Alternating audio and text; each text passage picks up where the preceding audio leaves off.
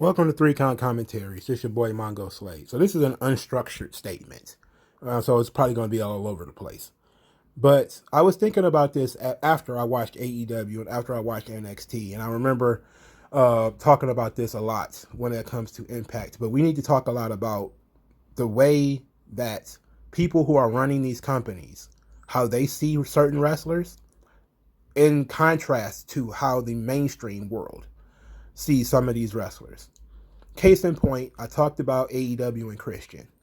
That in the wrestling bubble, within certain circles, Christian is a legend, a superstar, and is a guy who is consistently good in the ring, consistently good on the microphone. But to the average person, is Christian a star? That's the question that I'm putting out there. Sometimes these people who are making decisions, and they say this about Vince McMahon all the time, that they're out of touch. And I say that Vince is not the one out of touch. It's usually the people who are putting the in-ring stuff first. They're the ones who are out of touch. Because that's the one thing people don't care about, right? What we're looking at is a situation where in at least 3 promotions, we have, and these are 3 really good examples, of people who are being pushed because they're good in-ring workers, but we are questioning whether they attract a mainstream audience, okay? Number 1 is Rich Swann. Rich Swann is a good in-ring worker, but if you Google Rich Swann, you're going to get the domestic violence thing. And to be quite honest, that's sad, and it's kind of screwed up that he's probably going to be most known for why he got fired from WWE rather than being the Impact World Champion. I fully believe in redemption stories. I don't even hold that against him because his wife is still with him. So far be it for me to even complain about that. But ultimately, the average person, if they see Rich Swann on a poster, for starters, they're going to look at his hair. Problem. If they watch the show, they're going to hear the theme song. Problem. You know, the presentation, the dancing, and, you know, all that type of stuff. People are not going to be, they're going to be turned off like, no, thank you. Right? He's not, he doesn't scream out star to them or to me, even, you know, the average person. Right? They want something a little bit larger than life than that. And then if they're, you know, in one of the dreaded SJWs, they're going to look and say he got arrested for domestic violence, and that's going to be the it. That's going to be it, the end. You know, it's already going to be the look, the presentation, as far as the music and entrance and all that type of stuff. They're going to be like, and then they're going to see, oh, domestic violence, and that's going to be it. You know, there's no interest there. Kenny Omega is another one. Kenny Omega is a great in-ring performer. Kenny Omega has the charisma of a candle. He just seems to just not be able to connect with average people. But he does connect with a certain audience, the gamers and the otakus and weeaboo crowd, all the Japanophiles, the people who love anime and video games. They like Kenny Omega. So that's the audience that Kenny Omega plays very well to. So that's the audience that AEW is going to have. You know, they're going to have the Japanophiles, the people who see Maki Ito and Pop and think it's great because that's the kind of stuff that Kenny Omega is into. Now, I joke a lot about Toni Storm, as you know, our cherry-lit pod goddess and all that type of stuff. But the way of Toni Storm not being the face of the NXT women's division is complete incompetence on Triple H's behalf.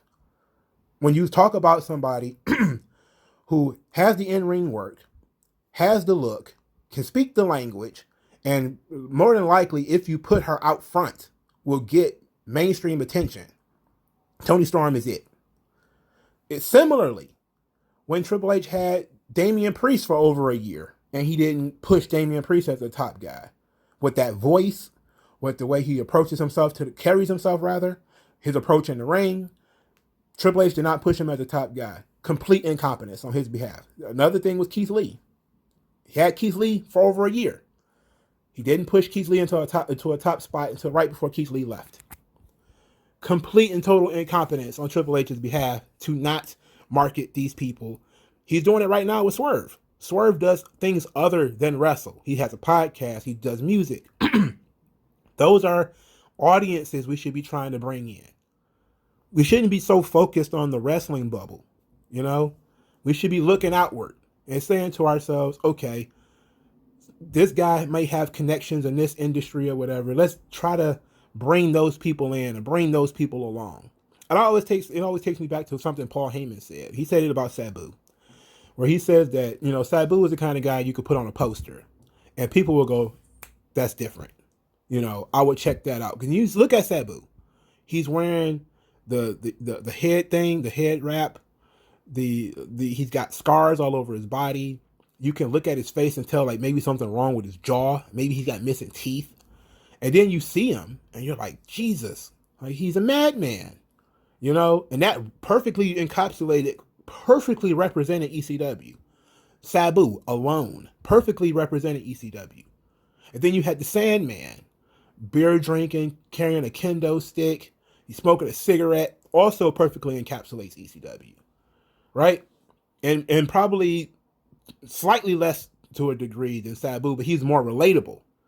And I'm just going to say it because he was a white guy, and he plays to that white trash audience that ECW had. No offense to people who are not white trash. But when you look at the crowds of ECW, it's a lot of white trash, right? And that's just kind of how it was, you know.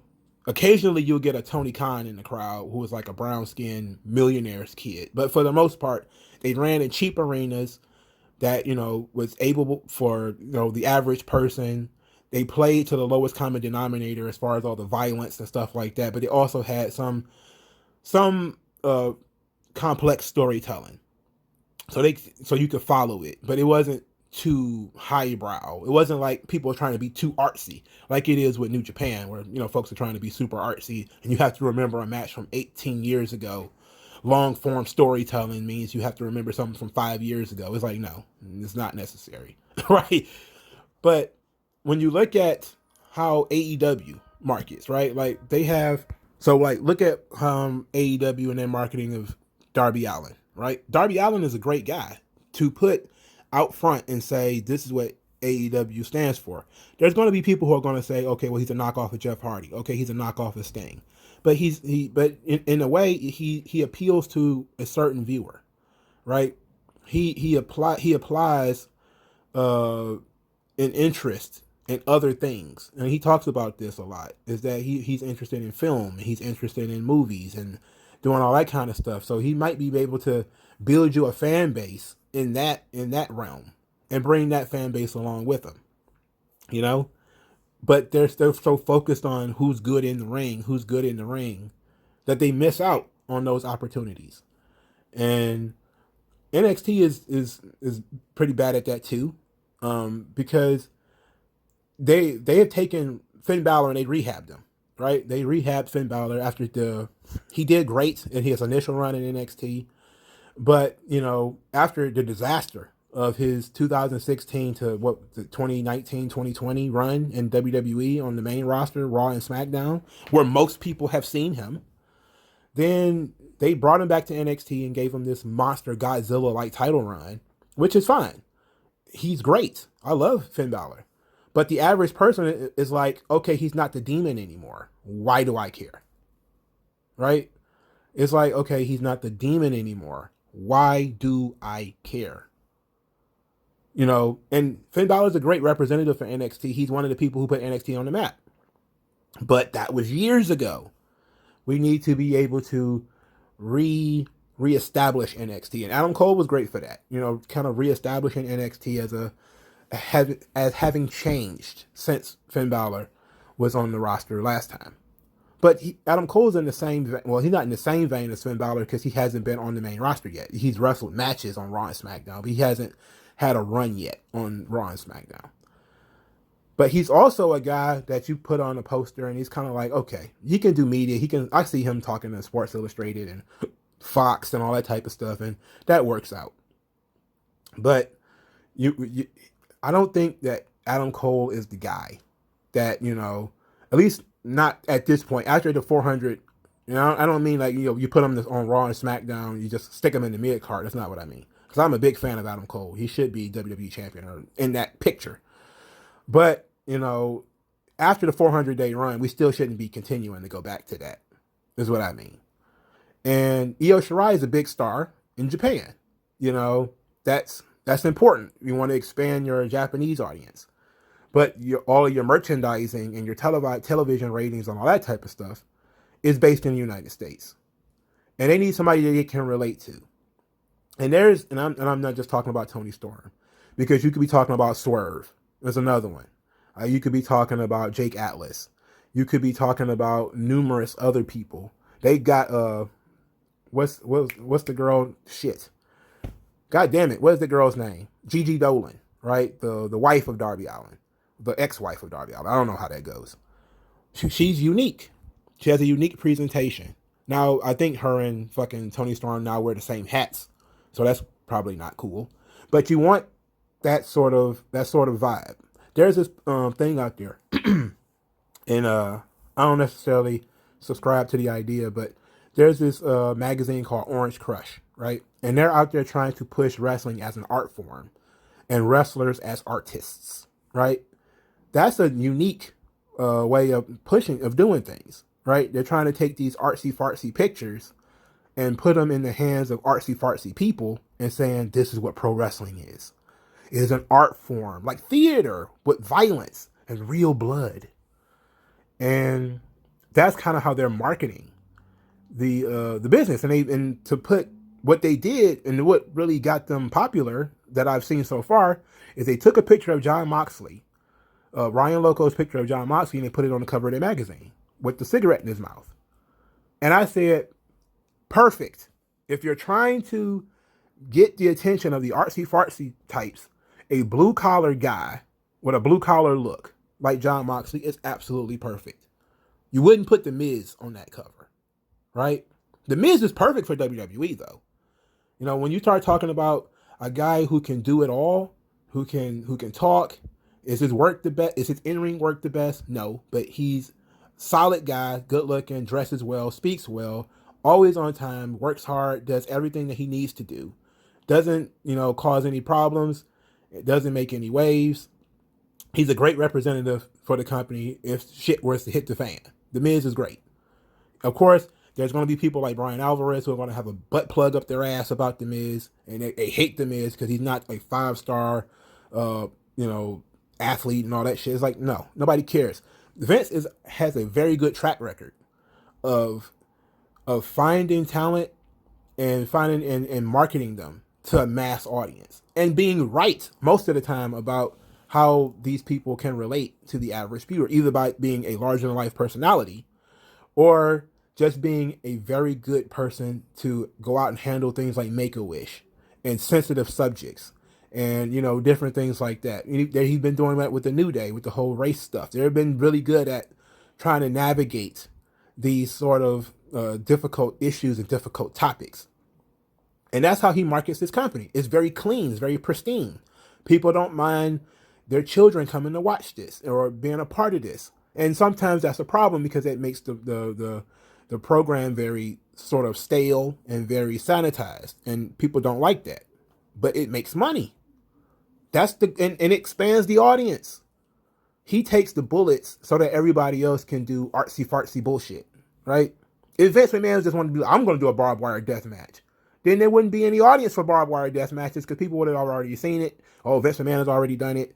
But he's not going to do it, which opens up the lane for AEW to do it and do something different. And through that, they've also been able to continue doing we're the artsy-fartsy wrestling company.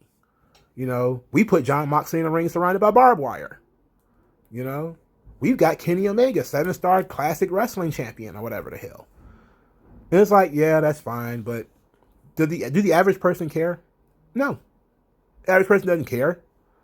It's really good at growing the audience from looking into it's expanding the audience to, again, a certain section that was not very well received before on a mainstream basis because Vince doesn't really give a shit about the artsy-fartsy types. All of those museum people and folks who care about photography and all that, he don't care about that. He cares about that in terms of modeling for the women and, stuff like that. If you can sell merchandise, that's fine. But Vince is looking at things from how can we reach this entire demographic? And this is so as soon as he got Damian Priest, that's the first thing he started doing is trying to reach out to the Puerto Rican demographic using Damian Priest. Damian Priest was in NXT all this time. Triple H did not think to do that. That's incompetence on his part. A guy who speaks 2 languages had the opportunity to extend NXT's reach into Puerto Rico or into other places. And Triple H is kind of like, oh, he's good in the ring. We're going to put him in the ring and he's going to wrestle. And for a long time, he didn't even talk. And it's like, no, you have to be looking at your ability to extend the audience beyond just wrestling. And I know that NXT has a lot of different ways of, have a lot of different business things. They're supposed to be providing talent for Raw and SmackDown. They're also recruiting. They're also training. They're expanding. They're doing a lot. But the focus should always be on trying to find new audiences, trying to connect with new audiences. And the best way to do that is to find people who you can put on posters, who you can put in calendars, and you can say, this is the person who represents our roster right now. And they come from yada, yada, yada, and this is what they like. I mean, I'll never forget this. This was so weird. And Vince did this. This is Vince McMahon's mistake. 2016, Baron Corbin was voted the most metal athlete by some website, right? Meaning that there was a subsection of people, small, the metal community, that really liked Baron Corbin, right? Instead of cultivating that audience, Vince took Baron Corbin, shaved his head, and made him dress like a waiter in Applebee's. Why? That's the kind of stuff that makes people say Vince is out of touch, right? And he's not pushing Ricochet, therefore he's out of touch. It's like, yeah, well, Ricochet is great and all, but how does Ricochet connect with the broader society, right? You had Baron Corbin who did connect with the broader society. People who are, maybe they might be wrestling fans, but not really, but you give them a hero, or somebody not necessarily a hero, particularly like in a traditional heroic term, but just somebody that they can look into and look at and be like, that's one of our guys. And Vince turned them and shit on them. Like that wasn't smart. You look at the way AEW does things and how they view certain people as being bigger stars than they really are. And they are completely ignoring how big other people could be. MJF being one of them. And I believe that MJF is probably not the guy you want doing your media, but I certainly think that Cody doing all the media is not great for the brand either. You need to be able to expand beyond Cody. You need to be able to do other people. Other people need to be able to get out there. Why not Jungle Boy? Right? And I think that, JR, by humanizing him, calling him basically Jungle Jack Perry or whatever, and talking about his dad being a Hollywood actor, he should be out there as one of the guys that represents what AEW is about. He's a good-looking guy. He's young. He's athletic. The fans actually like him. He's decent in the ring when he's being led. He should be one of the guys that you're pushing. He should be one. Look at what they're doing to Adam Page, for Christ's sake. They take another guy, young guy, good-looking guy, could actually be, the star of your promotion. He's a fucking drunk and he's riding a lawnmower. These people are not taking marketing and promotion seriously. They're not. But Triple H is just, I don't know. He's fallen into the whole chocolate and vanilla argument that him and Vince McMahon had, or where he wants to focus on the in-ring stuff. And Vince is like, I don't care about that. I am all about getting celebrities and families and everybody else to watch this stuff, which means it's going to be a little bit more sanitized and it's going to be a little bit more, focused on antics and not necessarily on the in-ring stuff. I trust the guys to do the in-ring part, but they need to have a personality and be able to connect with people outside the ring. And he's right. He is fucking right. Because you look at every other wrestling promotion, all they do is focus on what's going on inside the ring. And there's not enough people to sustain that audience. So it's a mistake. They're making huge mistakes. in not trying to find people who can connect with the broader society for whatever reason that may be. It could be, and look, I appreciate that Tony Khan tried.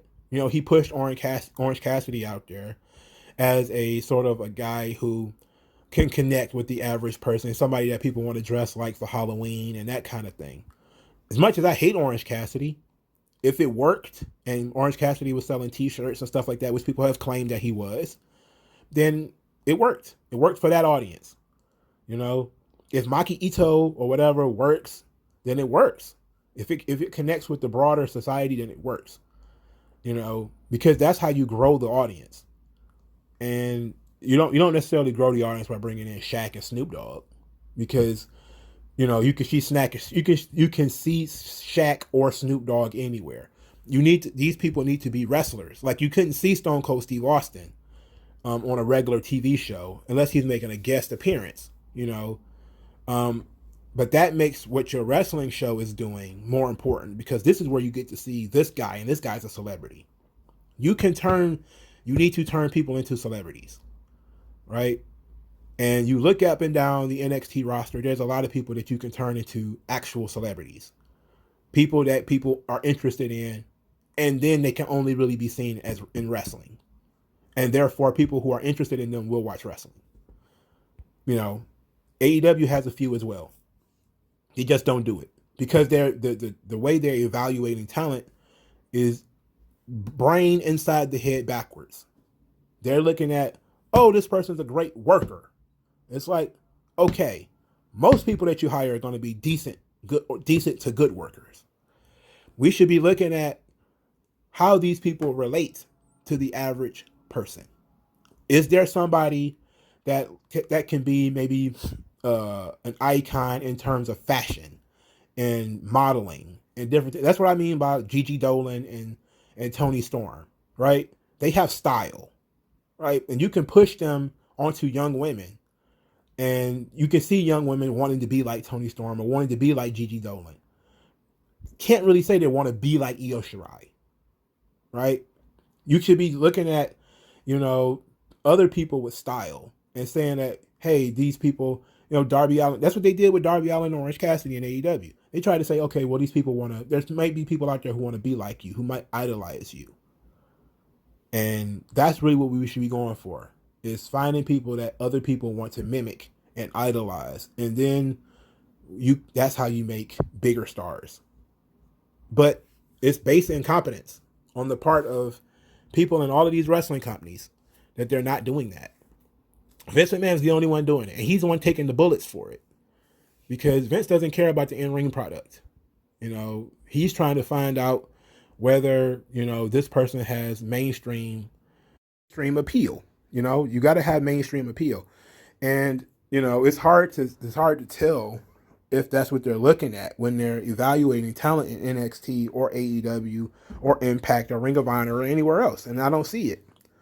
You know, and it's unfortunate, because this is what's keeping the wrestling community small. You know, when people say, oh, we're not growing the audience, none of these people are stars. It's like, I see that. I see what they mean in terms of, you're talking about these people aren't celebrities. They're not celebrities. They're not big stars because they're not being seen as people who can be marketable to the broader audience, to the broader world.